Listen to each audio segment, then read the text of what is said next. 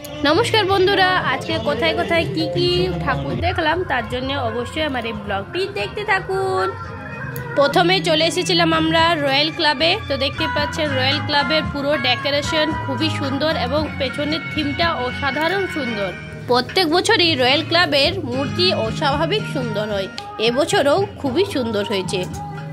তারপরেই চলে এসেছিলাম আমরা রেনি রোডে। তো দেখতেই পাচ্ছেন রেনি রোডের সামনের ডেকোরেশনগুলো খুবই সুন্দর, কি সুন্দর করে করেছে দেখুন।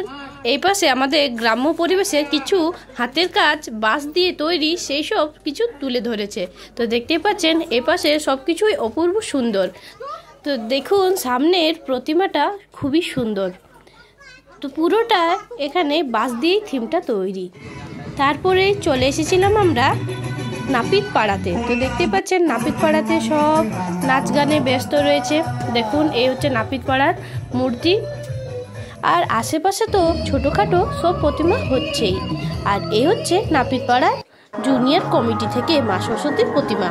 তারপরে এই দেখুন বললাম না, আনাচে গানাচে গলিতে যেখানে যাবেন সেখানেই মা সরস্বতী মায়ের প্রতিমা পাবেন। তারপরে চলে এসেছিলাম আমরা নামোপাড়াতে। তো প্রত্যেক বছরই নামোপাড়াতে বিশ্বকর্মা ঠাকুরের পুজো হয়ে থাকে। সরস্বতী পুজোর দিনে প্রত্যেক বছরে এখানে বিশ্বকর্মা পুজো হয়ে থাকে। তো কেন হয় তা আমি জানি না, আপনারা যদি জানেন অবশ্যই আমাকে কমেন্টে জানাবেন। আর ওই পাশে রয়েছিল স্টেশন পাড়ার মা সরস্বতী মায়ের মূর্তি।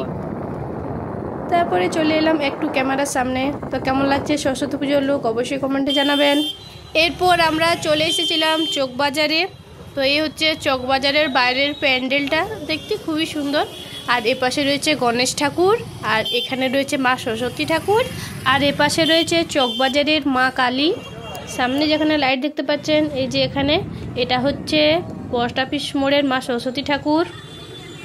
তারপরে অনেক ঠাকুর দেখার পর আমরা চলে এলাম কিছু খাওয়া দাওয়া করতে। তাই চলে এসেছি আরসালান বিরিয়ানির দোকানে। তো প্রথমে এখানে আমরা অর্ডার দিয়ে দিয়েছিলাম 1 প্লেট বিরিয়ানি। তো চলে এসেছে আমাদের গরম গরম বিরিয়ানি। তো দেখি খেয়ে কেমন লাগছে। খেতে খুবই সুন্দর এবং খুবই ভালো লাগছে। তো খাওয়া দাওয়া সেরে সামনে কিছু ঠাকুর দেখবো, তারপরে বাড়ি যাব। তারপরে এখানে আমার হাজব্যান্ড নিয়ে নিয়েছে চিকেন রোল, তাকে একটু দেখাবো ক্যামেরার সামনে। বিরিয়ানিটার টেস্টটাও খুব ভালো ছিল। তাই তাড়াতাড়ি খাওয়া দাওয়া করে চলে যাবো আমরা একটু বাড়ির দিকে, কারণ আমার মেয়েকে আজ নিয়ে আসেনি, তার শরীরটা একটু খারাপ আছে, তাই ঠান্ডা লেগে গেছে, তাই তাকে বাড়িতেই রেখে দিয়ে এসেছিলাম। তো খাওয়া দাওয়া সেরে চলে এসেছিলাম বাড়ির দিকে। তো এই হচ্ছে নাগেশ্বরী ক্লাবের মা সরস্বতী ঠাকুর। তারপরে হচ্ছে আমাদের ক্লাবের মানে স্বচ্ছ সেবা সংঘ ক্লাবের মা সরস্বতী ঠাকুর। আমাদের পাড়াতে প্রত্যেক বছরে ডেকোরেশন খুবই সুন্দর হয়, আর এবছরও খুবই সুন্দর হয়েছে। আর মা সরস্বতী ঠাকুরের প্রতিমাও খুবই সুন্দর হয়েছে। এখানে আমার মেয়ে নাচ করতে ব্যস্ত রয়েছে। এখানে আমাদের মা সরস্বতী মায়ের প্রতিমা 2 দিন ছিল, 2 দিন ধরে পুজো হয়েছিল। এবং পরের দিন মানে বুধবারে সন্ধেবেলায় মায়ের বিদায় বেলা, তাই সকলে আমরা চলে এসেছি। পাড়ার সব বউয়েরা চলে এসেছে এখানে। তো আমরা এসে গেছি, এসে নিয়ে মাকে ভালো করে বরণ করে নিচ্ছি। তো একে একে সকলে মিলে আমরা বরণ করে নিচ্ছি। প্রথমে বড়রা বরণ করে নিয়েছে, তারপর আমরা এক এক করে নিচ্ছি।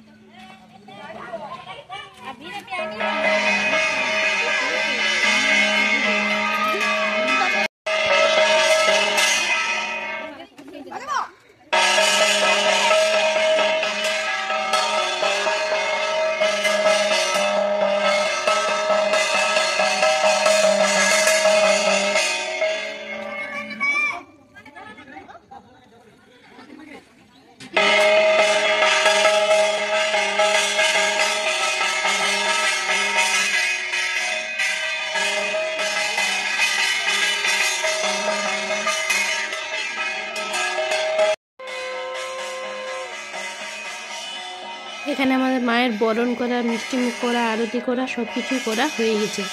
তারপরে চলে এসেছিলাম আমরা বাজারে। বন্ধুরা, আজকে আমরা ডাক্তার দেখাতে গেছিলাম। তারপরে আমার খিদে পেয়েছে, তারপরে আমরা চলে এসেছি বড়া পাও খেতে। পাও ভাজি খেতে দারুণ। ওই দেখছি সবাই খাচ্ছে, আর ওদিকে বাদানো হচ্ছে। আমার মেয়ের একটু সর্দি কাশি হয়েছে, তাই তাকে ডাক্তার দেখাতে চলে এসেছিলাম। তো ডাক্তার দেখানো হয়ে গেছে, তারপরে চলে এসেছিলাম বাজারে। তো বাজারে সে বায়না করেছে পাওভাজি খাবে বলে, তাই এখানে আমরা পাওভাজি অর্ডার দিয়ে দিয়েছি। তো চলে এসেছে গরম গরম পাওভাজি। তো দেখে তো খুবই খুশি। সে নিয়ে নিয়েছে একটা পাও। গরম গরম পাওভাজিটা খেতেও খুবই দুর্দান্ত লাগছিল। তো আমার তো খুব ভালো লেগেছে পাওভাজি খেয়ে। তারপরে আমাদের খাওয়া দাওয়া সেরে চলে এসেছিলাম বাড়িতে। তো বাড়িতে এসেই দেখি মা সরস্বতী ঠাকুরকে নিয়ে যাচ্ছে বিসর্জন করতে। তো এখানে ব্লগটি শেষ করলাম। কেমন হয়েছে অবশ্যই কমেন্টে জানাবেন।